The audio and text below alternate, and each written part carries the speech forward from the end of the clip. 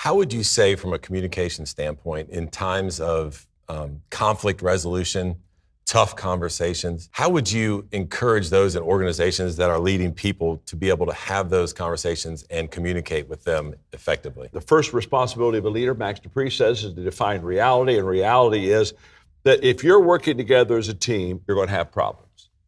That's the reality. In the beginning, the first conversation I have with you, I say to you, we will have tough conversations. Quick question for you.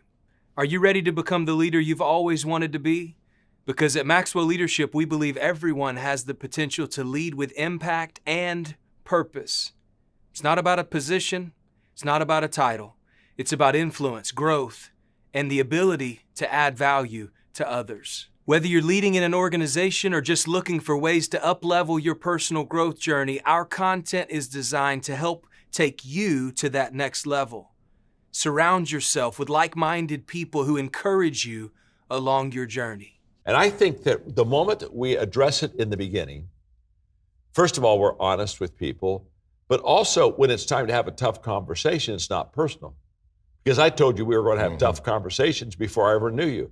I told you we were going to have tough conversations before you messed up. I told you we were going to have tough conversations before you didn't do what I wanted to see you do on the team. So once I set that as the precedence, and you know that we're going to have tough conversations, when I say, hey, Chris, we got to have a difficult conversation now, it isn't like, oh my gosh, I must have done something terrible. Well, maybe you did, maybe you didn't, I don't know. But here's what I know.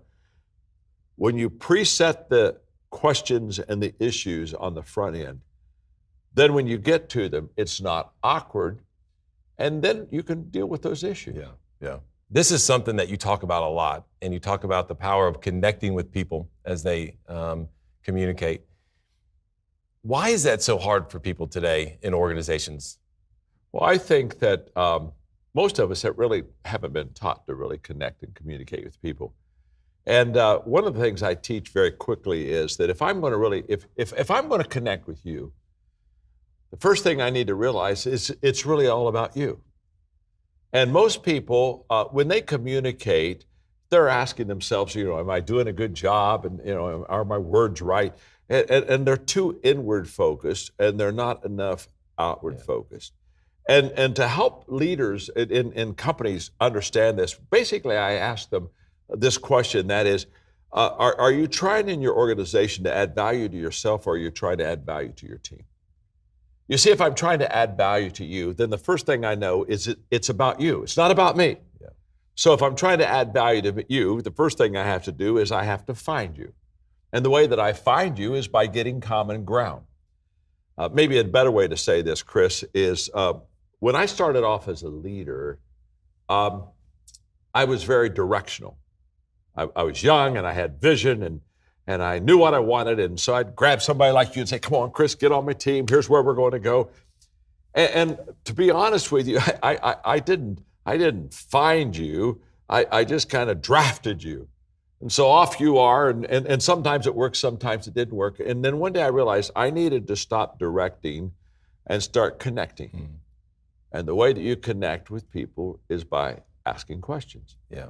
And so I began to ask questions. And that's when I began to understand also that you have to find people before you lead people. So once I know it's all about you, once I know it's all about adding value to you, once it's all about me understanding and knowing you and finding you, then all of a sudden the connection begins to happen, because guess what? All of those things are all about you. They're not about me, they're about you.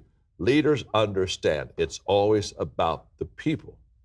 Once you connect with the people, once you get buy-in with the people, everything else works. People won't really go along with you unless they can get along with you. Stanford research says this: your success, my success, anybody's success in this profession, 87% of our success is people knowledge, and only 13% of our success is product knowledge. In other words, Stanford research basically says that your success and my success is going to be more determined by our ability to get along with people, add value to them, connect with them, than anything else in our life. And that is exactly what I've discovered. During the Enron scandal in America in 2001, my publisher, Time Warner, asked me to write a book on business ethics, and I told them I couldn't. They asked why. I said, because there's no such thing as business ethics. There's just ethics. A young man came up and gave me a book to sign, and he looked at me and said, I've decided that I want to do what you do.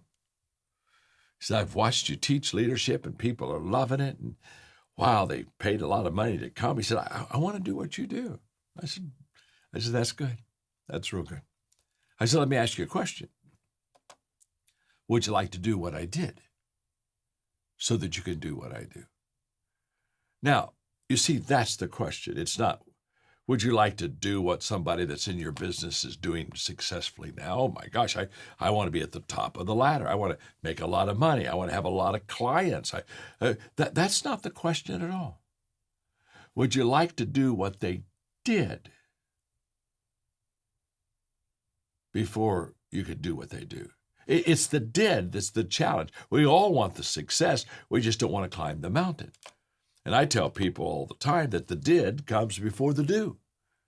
And by the way, if you don't do the did, honestly, you're in deep doo-doo. I promise you.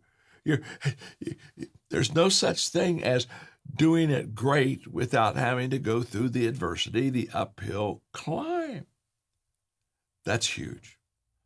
So I want you to understand that to get a return on failure, you just have to embrace hard. That's what I tell my players around me all the time. That's why in my 7 companies, I tell my teams all the time, this isn't supposed to be easy. Making money isn't supposed to be easy. It takes a lot of work, takes a lot of effort, takes a lot of creativity, takes a lot of time. Everything worthwhile is uphill. Our problem is we have uphill dreams, but we have downhill habits. And one of the downhill habits that we have is trying to be successful without energy, effort, and time. That habit will never get you up that hill. You can't coast to success. Embrace hard. The difference between managers and leaders is managers lead everybody the same. They want organization. They want everybody to be the same, stay the same, not change. And leaders lead everyone differently. And they know that. And so the difference is management kind of likes things to stay the same.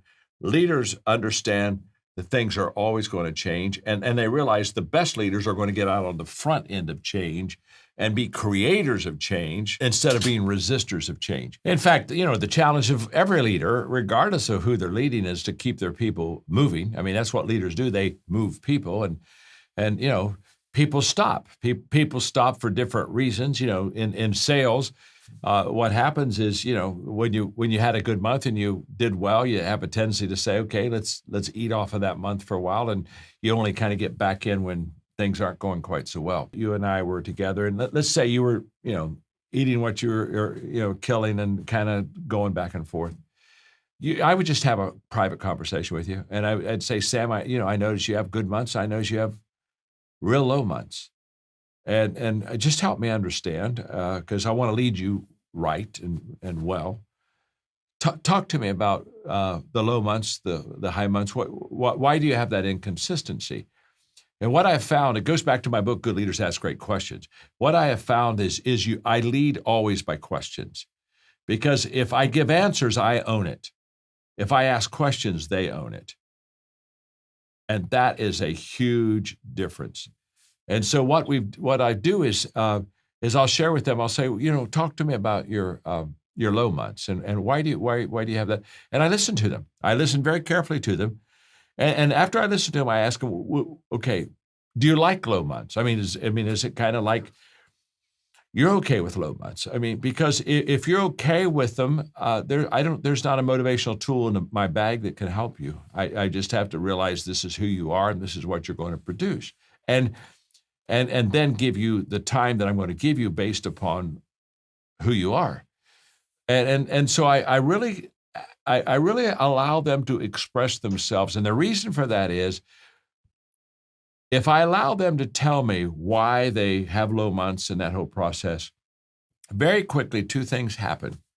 awareness really rises. Because, when people say they're self-aware, they're not self-aware. The only self-awareness anybody has is somebody walked in their life and it made them aware of it. And because we all have blind spots. So when you start asking questions and interacting in that kind of a private setting, asking these questions, two things really come to fruition. And one is awareness. All of a sudden they think, wow, yeah, I guess I would rather not have low months. Well, let's talk about it in that whole process. And then the second thing is an understanding of how I'm going to lead you. I would look at you and say, when you have a low month, do you want me to kick you in the butt? What do you need from me? Or do you want me to let you go and just basically say that's who they are? And if that's the case, you're just going to give me leadership time for other people. And again, ownership and awareness comes out of asking questions, which just becomes absolutely huge because now they have to own it, and they're aware of it, and I have an understanding how to lead them. I have no desire to have a thought-provoking question. I have a desire, though, to know the person. I never go in with a preset of questions, except the first one, which is basically help me understand where you are. And this is my observation, and is my observation correct? Because maybe I'm not seeing it correctly. But I always let the person at the conversation determine the next question, because I think that what's more important than a series of questions to ask is a seriousness about asking the questions. People can tell when you're authentic with them, and they can tell when you have, I've got 4 questions, I've got them laid out here. They can tell that versus, okay, I see where you are now. Oh, I had no idea. Okay.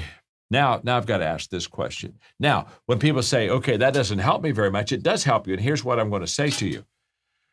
When people say, well, you've got a lot of wisdom there. I don't think I would have that wisdom to go into a conversation and let it unfold, to ask questions. And I would say you don't in the beginning, but that's how you get that wisdom. Wisdom is birthed out of experience that's tried. And so when I started off, I didn't know how to flow with those with their life either. But the longer that I did it, the more I understood how to do it. And today, when people hear me do it, they say, "John, you're a genius." I said, "No, I'm not a genius. I've just done this 10,000 times, honestly." And after a while, after a while, you just say, "Oops, that was a dead end. I don't think I'll go there anymore." And so you learn. I think it's very essential to have authentic conversations. I do not appreciate people not being truthful with me. I tell people I care for you too much to ever be fake, and I care way too much for you not to constructively try to help you. I'm not going to allow you to stay where you are. You may allow yourself to stay where you are, but I'm going to do everything I can not to move it. But what I tell people all the time in my organizations is, I unconditionally love you. So let's start right there. Your family. Okay. Now that we've got that settled, you have to earn my time. I don't unconditionally give my time out. You have to earn my time, and you earn my time by producing. You earn my time by producing. And so when you say, well, John, you're spending a lot of time over there with Joe, and boy, Susan's getting a lot of your time, I look at you very simply and say, it's because they're producing. When you produce like Joe and Susan, guess what? You get my time too. And so, you don't have to earn my love, but you do have to earn my time. And I'm very clear with that with everybody, and they understand that. And that really works. That really works. And so when they complain about not having enough time, there's a reason for that. At Maxwell Leadership, you'll learn directly from John C. Maxwell and a team of experts who've helped millions of leaders worldwide. It's not just about improving your career, it's about becoming the best version of yourself and making a lasting impact. Follow the link in the description below to see how Maxwell Leadership can come alongside you in your journey. When people become a part of our organization, we sit down and we just address things right up front. And one of the things we address right up front is, we're really glad to have you on the team. Let me explain something to you. We're going to have very tough discussions. I want you to know that right now. The day you're getting hired, there's nothing tough about getting hired. You just got hired, so go celebrate. But let me tell you something. We will have tough conversations. And we tell them that because you cannot have a working relationship with people. You can't have a marriage without having tough conversations. There's no such thing as anything that lasts without tough conversations. So what we do is we tell them that on the front end. So 3 months later, when I have to have a tough conversation, Sam, I go in and say, remember our conversation at the beginning that we would have tough conversations? Guess what? We're just about ready to have one. Consistency compounds positively, and it compounds negatively. When you're consistently doing good things, you compound your value to the company. When you consistently don't produce, you're becoming a negative influencer. And so basically, I always say, it'll show up. It'll show up. It's not what you, and don't tell me what you're going to do. You got to show me what you're going to do. So I have no interest in your words. And it'll show up. And so we'll look and see what you did last month. Oops, it showed up bad again. And so what it basically says, I don't fire you. You really fire yourself. I just let it happen. Your ability to connect with people is essential to your success in this business. People don't care how much you know until they know how much you care. In the 21 Irrefutable Laws of Leadership, it's the law of connection. You have to touch a heart before you can ask for a hand. It's the law of buy-in. People buy into the leader before they buy into the vision. Successful people relate well and connect beautifully with other people. It's kind of like this. You have to find people before you can lead people. And so many leaders, they're ready to lead, but they haven't found the people. They haven't walked slowly through the crowd. We hear the expression, it's lonely at the top. Well, if you're lonely at the top, it's not because you're a leader, it's because you have some kind of a dysfunctional personality. In fact, if you're the leader, why are you at the top all alone anyway? You see, leaders are identified with the fact that they bring their people with them. I mean, when you're climbing the mountain, you're bringing people with you. So when you get to the top, it's a we celebration, not a me celebration. I mean, if you're all at the top alone, you're not a leader, you're a hiker. You don't want to go there. It's all about relating. It's all about connecting. It's all about people don't care how much you know until they know how much you care. It's that relational connection that absolutely makes the difference. And I just want to encourage you to connect well with people every day. Add value to people. I am so consistent in this area. I mean, when I thought about you today, and the first question I asked myself is, how do I add value to you?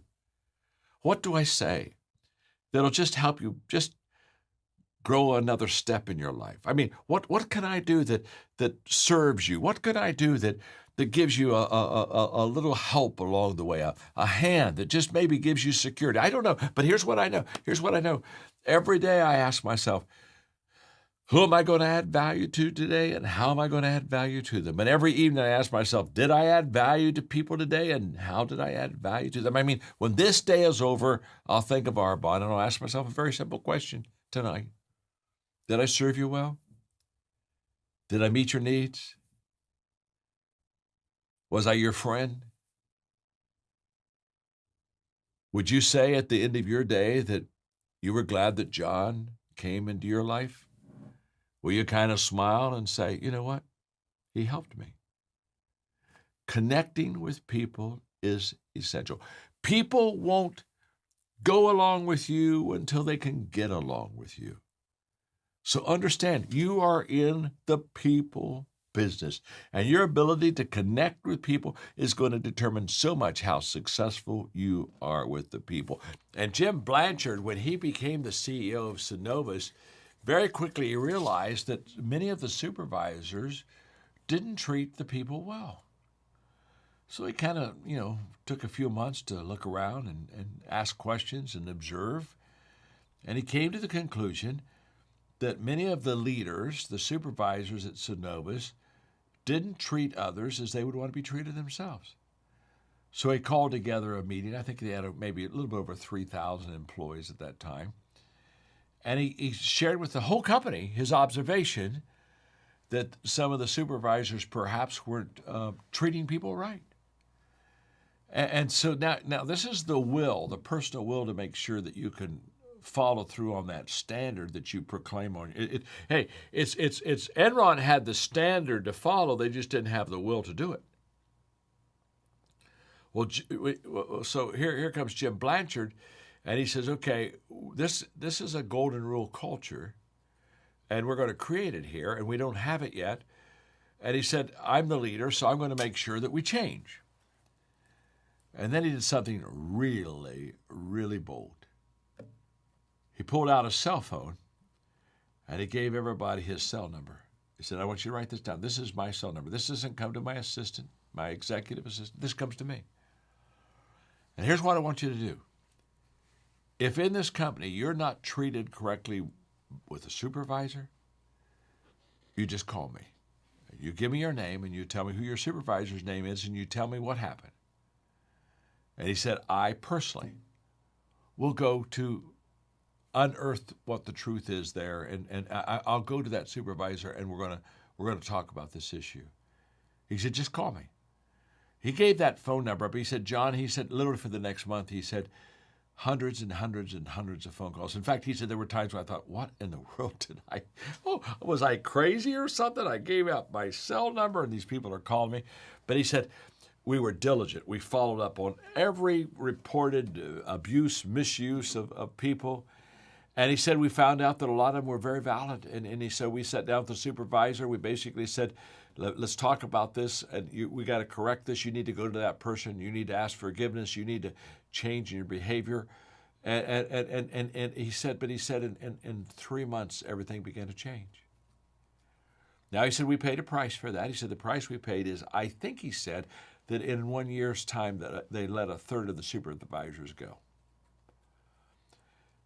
But he said, John, within a year, we had a golden rule culture. We had ethics. We began to develop an atmosphere that was an environment that's just conducive for growth and for good business. And it was just huge. It was just huge. Well, it's a perfect example of not only having a standard, but a will. My father was growing up right after the Depression. And it was a very difficult time. Men were out of jobs, and pretty much every day there was no work to go to. They went to the food line, and they waited in line for them to get food for their family for the day. And my father, who was in that environment, in that same town, he didn't go to the food line every day, but every day he would go to a different store in his little town. And he'd introduce himself, and he would say, I know that you can't afford me to work, and I like to work, so I would like to offer you a free day of work. And the store owner, maybe at the hardware store, would say, well, what do you mean by that? He said, well, I like to work, and so can I just work for you for free today? You won't owe me anything at the end of the day, but I'd like to help you. Are there some things you need to have done in the store that you haven't been able to get to? And the owner would say, now listen, you got to understand, son, because my father at that time was just in beginning high school. He'd say, well, now you have to understand now. I can't pay you. I know, Dad said, just let me work for you. And Dad would work hard all day. And at the end of the day, he'd come by and he'd say, well, thank you for letting me work today, and shake his hand. And my father was a hard worker. And inevitably, whoever was in charge of the store would look at him and say, wow, thank you. You really helped us today. I'm sorry I can't pay you. And my dad would look at him and say, it's okay. I'm glad to help you. And then he would say, if at any time you ever are financially able to maybe hire somebody part-time, would you think of me? And he'd give him the contact information, and he'd walk away, and the next day go to another store and do the same thing, and another store and another store. He did that for a month. And by the end of the month, my father had 3 part-time jobs. Everybody else is in a bread line. My dad's going to work. Now, what was the difference? Same town, same time, same environment, but different thinking. And I'm here to tell you that when it comes to our thinking and our mindset, sometimes I just wish that, we could, have a zipper on our head, and you could reach in and pull out that mind and kind of scrub it up and wash it up a little bit and just kind of get your mindset right, because I can promise you, the moment that you begin to think correctly, everything begins to change in your life. That our attitude is the difference maker. Now, attitude isn't everything. I have people come in their life and they'll say, well, attitude is everything. And if you can believe it, you can achieve it. Those things aren't true. Those are all said by motivational speakers, but it's not true. Attitude isn't everything. Attitude will not replace competence. You know, if you're not a competent person, you may have a positive attitude, but you may lose your job. Now the good news is if you lose your job, you'll still, I guess you'll be happy. You say, well, I've got some free time now. But attitude isn't everything, but it's the main thing. It's the difference maker, and it's the difference maker in all things being equal. If you've got to choose between two people to hire, all things being equal, experience, education, giftedness, but one has a good attitude and one doesn't, who are you going to hire? You're going to hire the person with a good attitude. Why? Because it has become the difference maker. And one of the attitudes I think that people have that really helps set them apart and helps to make them very, very successful is this. I choose to believe in myself, and I choose to believe in my purpose.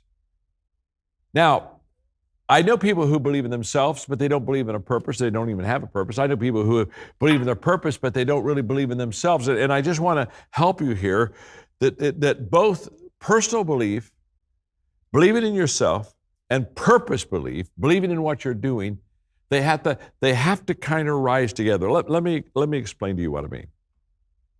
If I have low personal belief, I don't really believe in myself. And at the same time, I also have low purpose belief. In fact, I probably don't even have a purpose. What's the result of that? Low personal belief, low purpose belief. What's the result? It's very simple. I won't get started.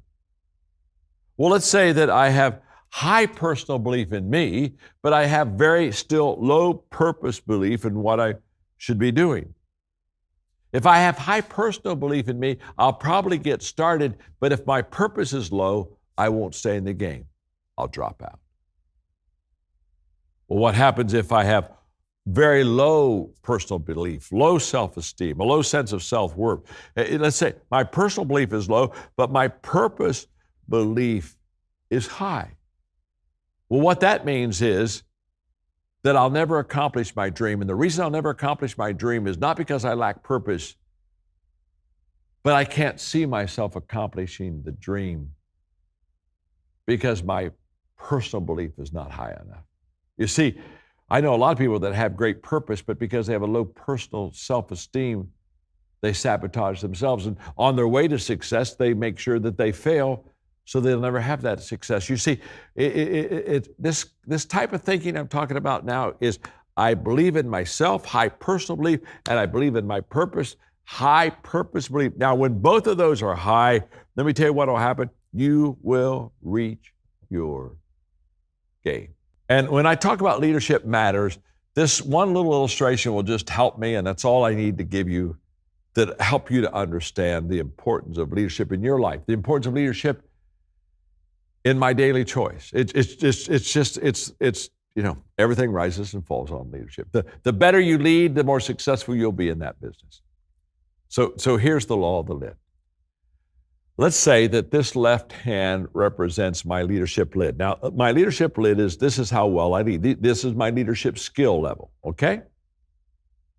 So this is my leadership lid. Now, whatever this lid is, this is the lid that keeps me from doing better, going higher, and being more successful. Because if this is my leadership lid and this is my business, my daily choice business, my daily choice will come under my leadership lid. Never go higher. It can't. There's a leadership lid on it. My leadership determines the size of my business. That's why we call it a leadership lid. So if from a 1 to a 10, let's say I'm an average leader, I'm a 5 as a leader, that's my leadership lid. What that means is my business at Daily Choice, it's going to be a 4. And let me tell you what it's not going to be. It's not going to go above that lid and become a 5, 6, or 7. It can't. The lid determines the size of the business. Your leadership determines how successful you're going to be in my Daily Choice. And if you're ready to lead with confidence, add value to others, and invest in your own growth, click the link below to learn more about how Maxwell Leadership can help you achieve your goals. Don't forget to subscribe for more tips, strategies, insights from the world's top leadership experts. Keep leading, Keep growing, and let's turn your passion into purpose and profit.